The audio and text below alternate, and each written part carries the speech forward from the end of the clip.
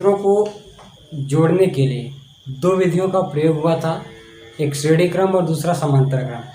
इसके बाद जो हमारा टॉपिक है वो ये है कि संधारित्र की स्थितिज ऊर्जा क्या होती है। कोई भी संधारित्र होता है उसमें एक प्लेट पर आवेश देने पर दूसरा प्लेट भी आवेशित हो जाता है। पहले प्लेट पर हम धनावेश देते हैं तो दूसरे प्लेट पर ऋणावेश हो जाता है। ऐसी प्रक्रिया में जब हम Q आवेश पहले प्लेट पर देते हैं तो वही सेम Q आवेश दूसरे प्लेट पर भी मौजूद हो जाता है, उपस्थित हो जाता है। तो यहाँ पर Q आवेश पहले प्लेट पर देने पर जो Q आवेश दूसरे प्लेट पर पहुँच जाता है, ऐसा होने में जो भी कार्य किया जाता है वही कार्य संधारित्र की स्थितिज ऊर्जा के रूप में संचित हो जाता है। ठीक है, तो हेडिंग है हमारा संधारित्र की स्थितिज ऊर्जा। जैसे कोई संधारित्र है, इस प्रकार से संधारित्र बनाया गया।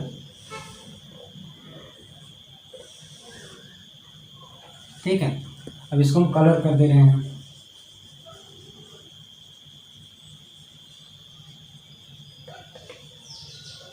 इस प्रकार से ये संधारित्र है, इसके दो प्लेट हैं, ये इसका स्टैंड है।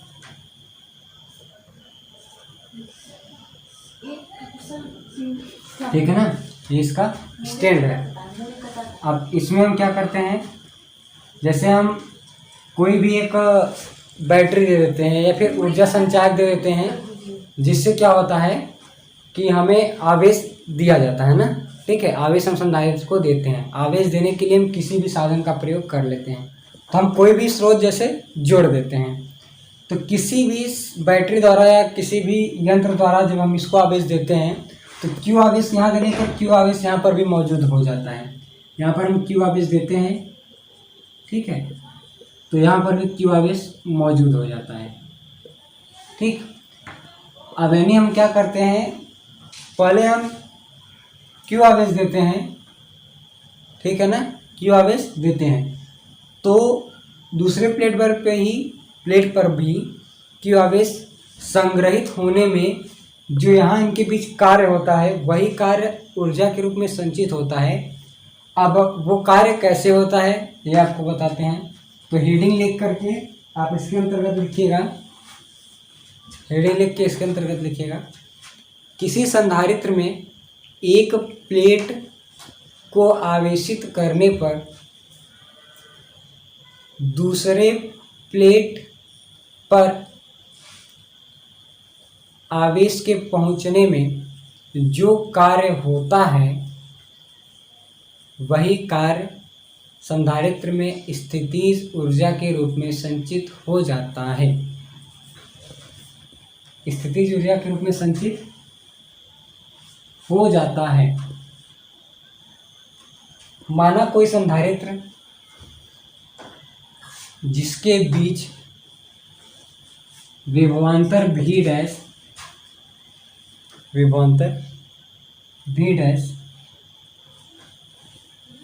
है, V' है। यदि हम 0 से Q आवेश तक प्लेट को आवेशित करते हैं, 0 से Q आवेश तक प्लेट को आवेशित करते हैं, तो हमें किया गया कार्य स्थितिज ऊर्जा के रूप में प्राप्त होता है। ठीक है, ध्यान दीजिए। इतना लिखने के बाद फिगर बनाएंगे, फिर उसके बाद माना डेल Q यानी थोड़ा सा आवेश देते हैं, आवेश देने पर डेल W कार्य होता है। ठीक है ना, डेल W कार्य होता है। और फिर इसके बाद डेल Q आवेश देने पर कितना कार्य हो रहा है, डेल W कार्य हो रहा है। अतः कार्य कितना हो जाएगा, अब अगर हम डेल W कार्य कर रहे हैं ना, ठीक है, यानी थोड़ा सा कार्य होगा, कब, जब हम डेल Q आवेश देंगे। लेकिन कार्य बराबर क्या होता है, बलगुण विस्थापन, यानी यहाँ पर जो कार्य हो रहा है, अभी आप लोगों ने इसके पहले पढ़ा था चालक की स्थितिज ऊर्जा, यही पढ़ा था ना। तो उसमें क्या होता है, चालक की स्थितिज ऊर्जा में वी क्यू बराबर डब्ल्यू होता है, यू होता है, यू बराबर वी क्यू प्राप्त हुआ था। तो ठीक उसी परिभाषा अनुसार वी डैश डेल क्यू हो जाएगा, यानी डेल डब्ल्यू कार्य हमें डेल क्यू आवेश देने पर प्राप्त होता है। अब हम क्या कर रहे हैं, संपूर्ण कार्य ज्ञात करने के लिए क्या करेंगे, समाकल कर देंगे। यहाँ पर भी समाकल कर देंगे, यहाँ पर समाकल ये करेंगे कि हमें संपूर्ण कार्य ज्ञात करना है। यहाँ पर समाकल कैसे करेंगे, हम 0 से क्यू आवेश तक इस संधारित्र को आवेशित करना चाहते हैं, 0 से क्यू आवेश तक। ठीक, फिर उसके बाद थोड़ा थोड़ा वर्क होता होता डब्ल्यू कार्य हमें प्राप्त हो जाएगा। ठीक है, अब भी बराबर कितना होता है, अब भी का मान हम कैसे ज्ञात करेंगे, कौन सा मान होना चाहिए। हम संधारित्र के विषय में पढ़ रहे हैं, तो बिल्कुल हमें धारिता सी आवेश क्यू के रिलेशन में ही भी का मान ज्ञात होना चाहिए। तो भी बराबर कितना होता है, क्यू बटे सी, यही होता है ना, क्यू बटे सी, 0 से क्यू आवेश तक डेल क्यू। और फिर उसके बाद रखिए वैल्यू, यानी डब्ल्यू बराबर, देखिए क्यू, जैसे कोई यक्स दिया गया है राशि या वाई दिया गया है, इसका जब हम समाकलन करते हैं तो यक्स स्क्वायर बटे 2 हो जाता है, इसका करेंगे तो वाई स्क्वायर बटे 2 हो जाता है। यानी जब इनका घात एक एक रहता है तो इनका समाकलन करने पर घात में एक संख्या जुड़ जाती है, 1 + 1, और बटे में भी घात में एक संख्या जुड़ जाती है, यक्स के पावर 1 + 1, यानी यक्स स्क्वायर 1 + 1 बटे 2। तो यहाँ पर भी क्या हो जाएगा, क्यू का जब समाकल करेंगे तो क्यू स्क्वायर बटे 2 हो जाएगा, गुणे 1 बटे सी। ठीक है, अब डेल क्यू क्या था हमारा, इसी के सापेक्ष समाकलन हुआ है। अब इसमें हम क्या करेंगे, 0 से क्यू तक की लिमिट रख देंगे, तो कुल कार्य में कितना प्राप्त होगा, पहले क्यू की जगह पर क्यू ही रखते हैं, क्यू स्क्वायर बटे 2 1 बटे सी माइनस, फिर क्यू की जगह पर 0 रख देंगे, तो हमें कुल कार्य कितना प्राप्त होगा, क्यू स्क्वायर बटे 2 सी। ठीक है, अतः स्थितिज ऊर्जा कितना प्राप्त होगा, U बराबर क्यू स्क्वायर अपॉन 2c। ठीक है ना, U बराबर क्यू स्क्वायर अपॉन 2c। अब अगर हम क्या करना चाहते हो, v का वैल्यू रखना चाहते हो तो वो भी कोई दिक्कत नहीं है, U बराबर q बटे c का वैल्यू कितना हो जाएगा, v हो जाएगा, ये होगा ना, यानी v upon we Q upon 2c कितना हुआ, सॉरी वी क्यू अपॉन 2 हो जाएगा। अब क्या करते हैं, फिर से क्या करेंगे, क्यू को एक बार फिर से हम यहाँ पर बटे में सी मान करके रख दे रहे हैं, तो कितना हो जाएगा, U बराबर, वैसे तो विभव के रूप में प्राप्त होता नहीं है, इसको छोड़िए, हम धारिता के रूप में प्राप्त करते हैं ना। तो जब धारिता के रूप में प्राप्त करेंगे तो क्या होगा, तो हमें इस वैल्यू को हमें सी में ज्ञात करना है। तो सी में कैसे ज्ञात होगा, U बराबर Q है, C बराबर कितना आता है, जैसे V बराबर Q बटे C हुआ वैसे ही C बराबर Q बटे V हो जाएगा। तो हम यहाँ पर क्या करेंगे, Q स्क्वायर है ही, तो हम यहाँ पर V स्क्वायर से नीचे और V स्क्वायर से ऊपर गुणा कर देंगे, ये होगा ना, C स्क्वायर से नीचे और C स्क्वायर से ऊपर गुणा कर देंगे, तो U बराबर कितना हो जाएगा हमारा, यहाँ पर देखिए Q बटे V बराबर C होता है, तो Q स्क्वायर बटे V स्क्वायर बराबर C स्क्वायर हो जाएगा, C square into V square बटे C, यानी U बराबर 1C से 1C कैंसिल हो जाएगा, CV स्क्वायर कितना हो जाएगा, U बराबर CV स्क्वायर। इतना जूल हमें ऊर्जा प्राप्त होगा, यानी संधारित्र के प्लेटों के बीच इतनी ऊर्जा रहती है। और यही ऊर्जा, अब ध्यान दीजिए कि इस ऊर्जा का उपयोग क्या होता है, इतना ऊर्जा प्राप्त तो हुआ, इसका उपयोग क्या होता है, जो पंखे होते हैं, पंखे में जो संधारित्र लगे होते हैं उनको हम कंडेंसर बोलते हैं। तो वो कंडेंसर में क्या होता है, इतनी ऊर्जा, जैसे हम स्विच को ऑन करते हैं तो स्विच ऑन करते ही, अब यह जो मूवमेंट होता है, ये जो वर्क होता है बहुत फास्ट होता है, ध्यान से सुनिएगा। स्विच ऑन करते ही जैसे ही आवेश तारों के माध्यम से, चालक तारों के माध्यम से पंखे तक पहुंचा, वो आवेश कंडेंसर यानी संधारित्र एकत्रित कर लेता है। एकत्रित करके वो ऊर्जा में बदल देता है और बहुत हाई ऊर्जा बनाता है। वही ऊर्जा वो प्रेशर के साथ मोटर को देता है, जिससे पंखे का मोटर घूमने लगता है।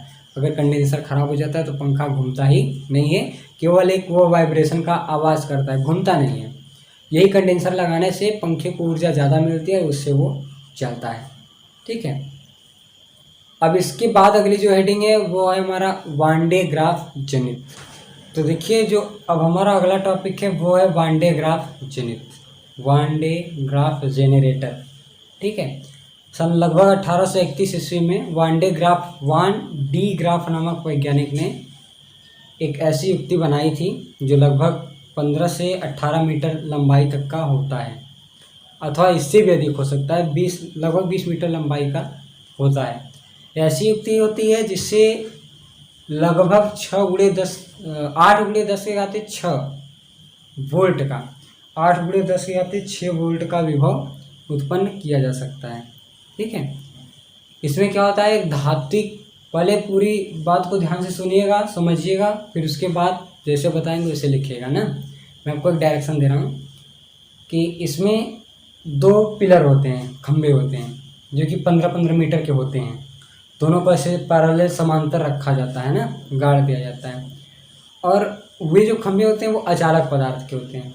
अचालक पदार्थ यानी कुचालक पदार्थ के होते हैं, इनमें विद्युत धारा प्रवाहित नहीं हो सकती है।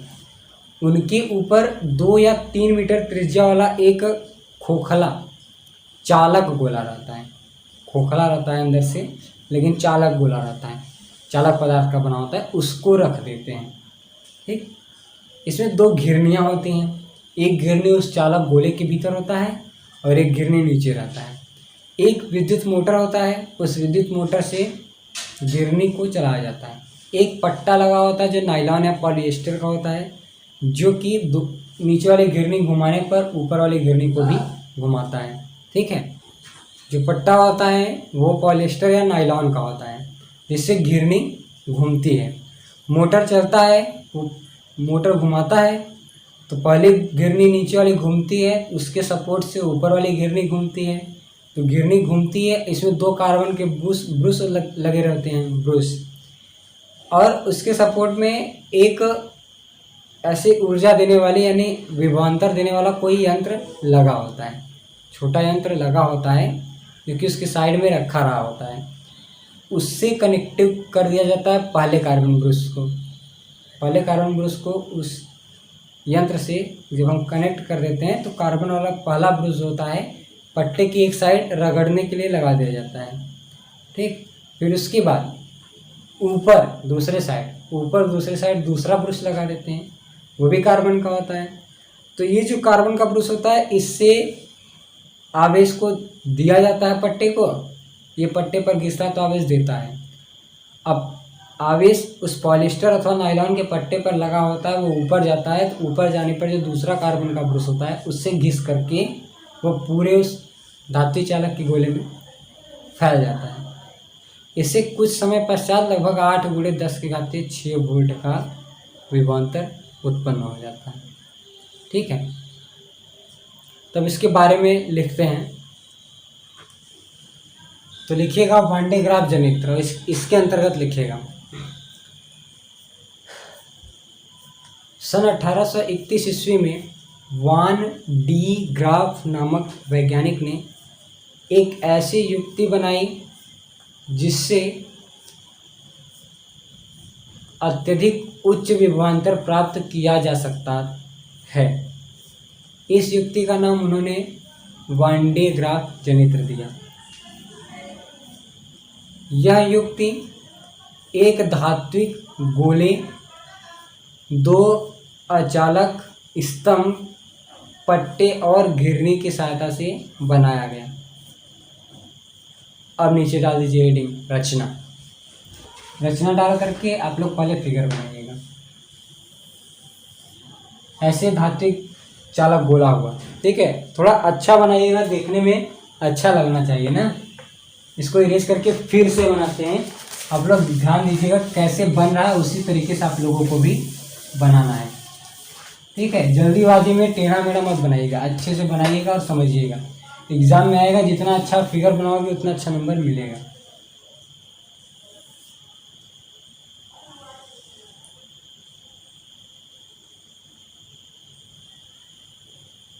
तो इस प्रकार से मान ले रहे हैं ये गोला ऐसे हमारा रहेगा।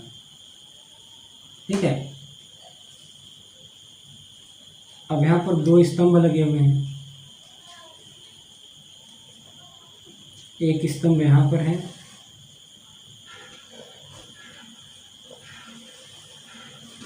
दूसरा स्तंभ यहाँ पर है। हो गया ना दो स्तंभ। ये अचालक पदार्थ होता है, जो कि लगभग 15 मीटर का होता है।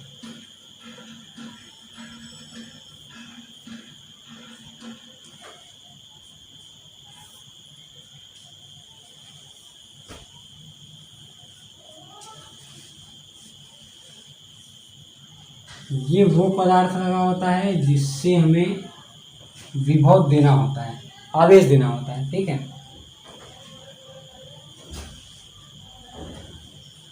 अब क्या करते हैं, यहाँ पर एक घिरनी होती है।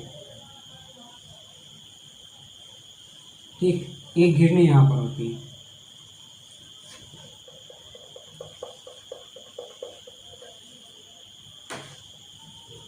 यहाँ पर एक विद्युत मोटर होता है।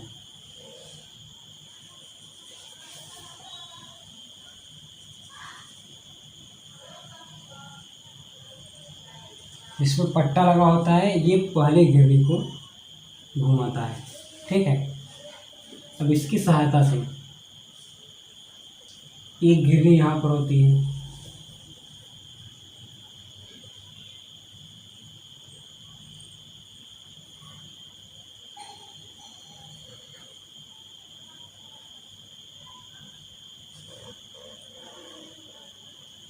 इस प्रकार से पट्टा लगा होता है। एक घिरनी यहाँ पर होती है जो कि पट्टे की सहायता से ये भी घूमता है। इस प्रकार से पट्टा घूमता है। ठीक है, इस प्रकार से पट्टा घूमता है। जब विद्युत मोटर चलाया जाता है तो इसकी सहायता से ये घिरनी घूमती है और इस घिरनी की सहायता से ये पट्टा घूमता है। फिर इसके बाद यहाँ पर लगा होता है एक चालक गोला। ये चालक गोला लगा होता है और हमने जो ऊपर बनाया है वो उसको ढकने के लिए, कवर करने के लिए है। ठीक है, ये चालक गोला होता है।